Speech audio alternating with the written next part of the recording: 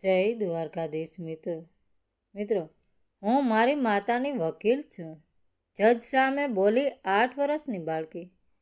વિપક્ષે તેની મજાક ઉઠાવી, પરંતુ જ્યારે તેણે પોતાના બેકપેકમાંથી સામાન કાઢ્યો તો આગળ જે થયું તેણે આખી અદાલતને હચમચાવી દીધી. શું તમે વિશ્વાસ કરશો? માત્ર 8 વર્ષની એક માસૂમ બાળકી અનિકા કોર્ટરૂમની વચ્ચે ઊભી રહીને ગર્જના કરતા કહે છે, હું મારી માતાની વકીલ છું. અને તેનું નાનકડું ગુલાબી બેકપેક આખી અદાલતને હચમચાવી દે છે. તે દિવસે કોર્ટરૂમ નંબર 8માં વાતાવરણ બરફ જેવું ઠંડુ અને શાંત હતું. વિક્રમસિંહ અને પ્રિયાસિંહ વચ્ચે છૂટાછેડા અને બાળકીની કસ્ટડીનો કેસ ચાલી રહ્યો હતો. વિક્રમસિંહ અમીર બિઝનેસમેન, મોંઘા સૂટમાં સજ્જ, ઘમંડ ભરેલા શ્રીમંત સાથે 3 ટોપ વકીલો સાથે બેઠા હતા. તેમની આંખોમાં જીતનો ભરોસો સાફ દેખાઈ રહ્યો હતો. તો બીજી તરફ પ્રિયાસિંહ દુબળી પાતળી, ધ્રુજતી, સૂજેલી આંખોવાળી એક સાદી અને ફીકી સાડીમાં બેઠી હતી. તેમની સાથે માત્ર એક સરકારી વકીલ હતો, જે પહેલેથી જ હાર માની ચૂક્યો હોય તેવું લાગતું હતું. પછી સુનવાઈ શરૂ થઈ. વિક્રમના મુખ્ય વકીલે જોરદાર અંદાજામાં કહ્યું, માનનીય ન્યાયાધીશ મહોદય, મેડિકલ રેકોર્ડ્સ સાફ બતાવે છે કે શ્રીમતી પ્રિયાસિંહને ગંભીર માનસિક બીમારી છે. તેઓ વારંવાર ચીસો પાડે છે, બેભાન જેવી અવસ્થામાં રહે છે અને પોતાની દેખભાળ પણ નથી કરી શકતા. તેથી મારા અસીલ વિક્રમસિંહ પોતાની 8 વર્ષની દીકરી અનિકાની સંપૂર્ણ કસ્ટડી માગી રહ્યા છે. સાથે જ પ્રિયાની ગામડાની બધી જમીનો પણ સુરક્ષિત જાળવણીના નામે વિક્રમસિંહના નામે ટ્રાન્સફર કરવામાં આવે.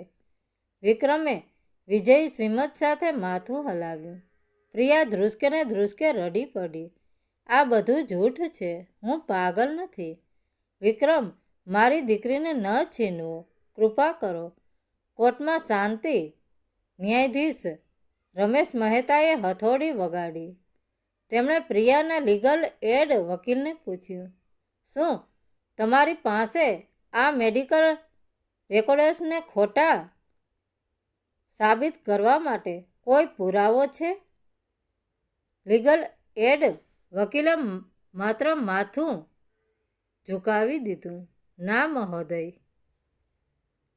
પ્રિયાનો ચહેરો ફીકો પડી ગયો, જાણે આખી દુનિયા તૂટી ગઈ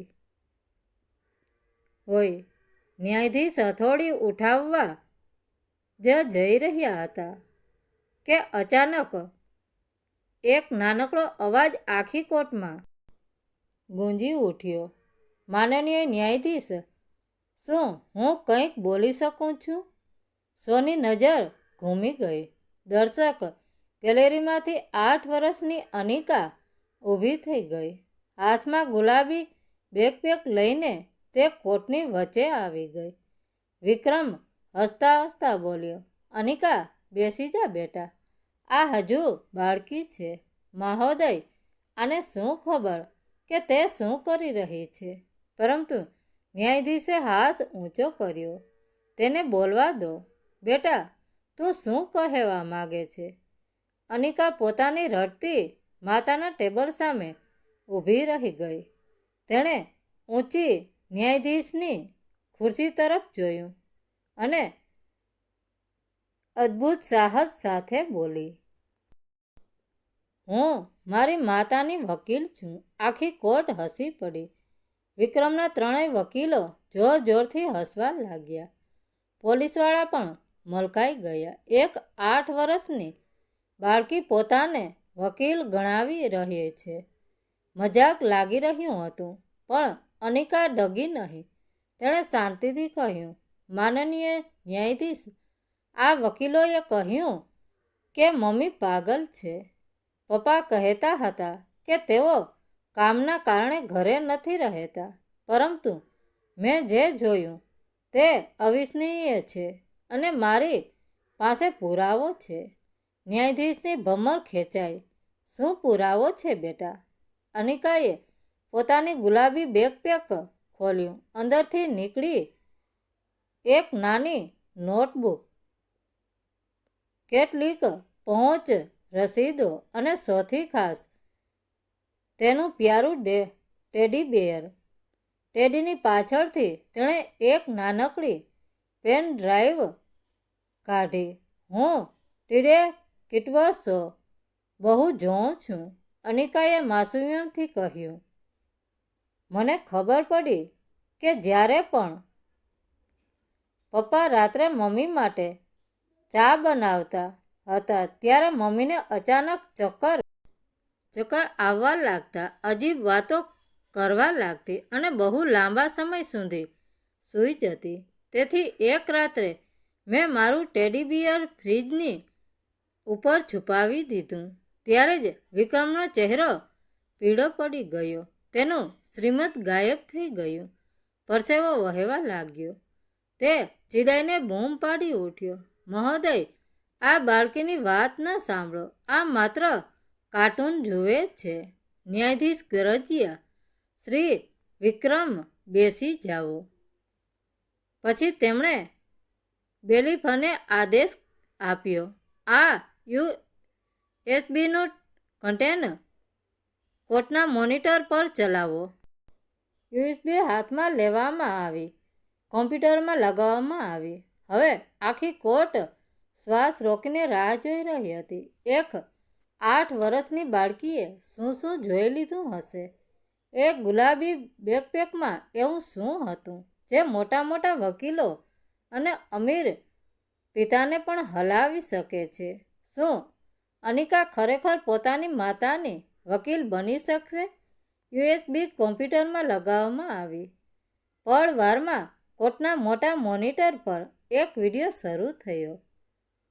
આખા રૂમમાં સોય પડે તો પણ અવાજ આવે તેવી સ્મશાન શાંતિ છવાઈ ગઈ. વિડિયો ફ્રીજની ઉપર છુપાયેલા કેમેરા જે ટેડી બિયરમાં હતો માંથી રેકોર્ડ થયેલો હતો. વિડીયોમાં રાતનો સમય હતો. રસોડાની લાઇટ ડ્રીમ હતી. વિક્રમ ધીમેથી રસોડામાં પ્રવેશે છે. તે ચોરની જેમ આજુબાજુ જુએ છે અને પછી પોતાના ખિસ્સામાંથી એક નાની ડબ્બી કાઢે છે. તેમાંથી કેટલીક ગોળીઓ કાઢીને તેનો ભૂકો કરે છે અને પ્રિયા માટે બની રહેલી ચામાં ભેળવી દે છે. વિડીયો માત્ર દ્રશ્ય પૂરતો ન હતો. તેમાં વિક્રમનો અવાજ પણ સતત સંભળાઈ રહ્યો હતો. તે બ્લૂટૂથ પર કોઈની સાથે વાત કરી રહ્યો હતો. હા, દવા બરાબર કામ કરી રહી છે. થોડા જ દિવસોમાં આ સાવ પાગલ સાબિત થઈ જશે. ડોક્ટરોને મેં પૈસા ખવડાવી દીધા છે. એકવાર તેને મેન્ટલ એસાયલમાં પાગલખાને મોકલી દઉં, પછી છોકરીની કસ્ટડી પણ મારી અને એના બાપની કરોડોની ગામડાની મિલકત જમીન પણ કાયદેસર રીતે મારા નામે થઈ જશે. વિડીયો પૂરો થયો. કોર્ટરૂમમાં એક ભયાનક સન્નાટો છવાઈ ગયો. જે વિક્રમ થોડીવાર પહેલાં ઘમંડથી હસી રહ્યો હતો, તેના પગ નીચેથી જમીન ખસી ગઈ હતી. તેનો ચહેરો પરસેવા રેબઝેબ હતો. તેના ત્રણેય મોંઘા વકીલોએ શરમથી માથું ઝુકાવી દીધું અને ચૂપચાપ વિક્રમથી 2 ડગલા દૂર ખસી ગયા. તેમને સમજાઈ ગયું હતું કે બાજી પલટાઈ ચૂકી છે. અનિકાએ પોતાની નાની નોટબુક અને રસીદો જજ સાહેબ તરફ લંબાવતા કહ્યું, જજ અંકલ, આ એ દવાઓની રસીદો છે જે પપ્પા છુપી રીતે મગાવતા હતા. મેં તેમના લેપટોપમાંથી આ પ્રિન્ટ કાઢી છે. મારી મમ્મી પાગલ નથી. તેમને જાણી જોઈને બીમાર કરવામાં આવી રહ્યા હતા. ન્યાયાધીશ રમેશ મહેતાનો ચહેરો ગુસ્સાથી લાલઘૂમ થઈ ગયો.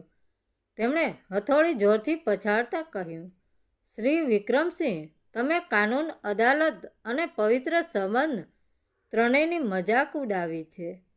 સંપત્તિની લાલચમાં પોતાની પત્નીને ધીમું ઝેર આપવું એ માત્ર છેતરપિંડી નથી, પરંતુ હત્યાનો પ્રયાસ છે. વિક્રમ ધ્રુજવા લાગ્યો. માયલોડ, આ બધું ખોટું છે.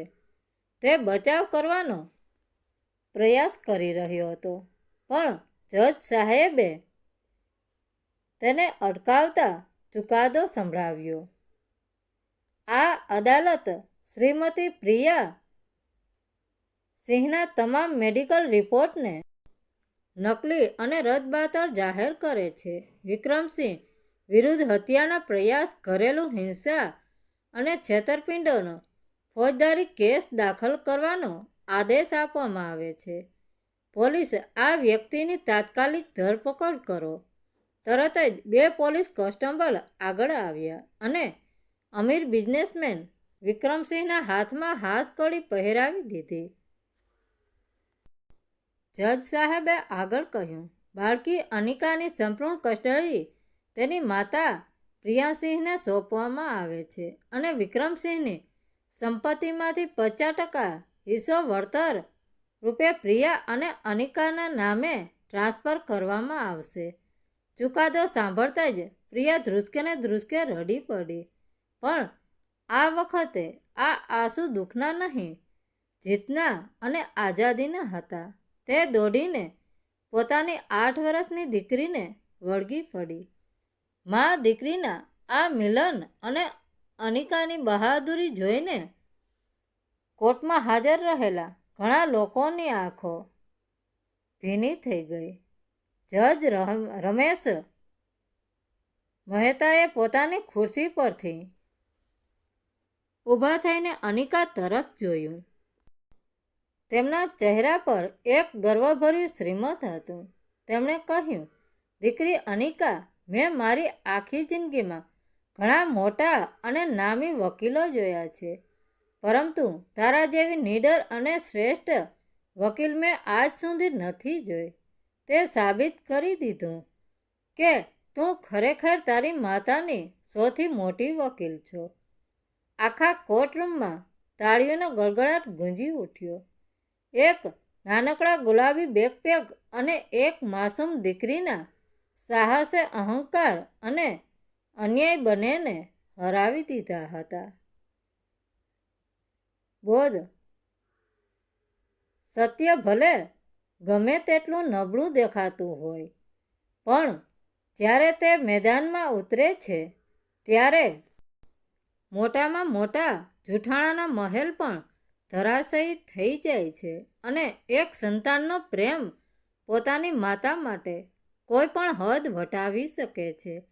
મિત્રો, વાર્તા કેવી લાગી? સારી લાગી હોય તો કોમેન્ટ કરીને જરૂર જણાવજો. ધન્યવાદ મિત્રો. રાધે રાધે. જય દ્વારકાધીશ.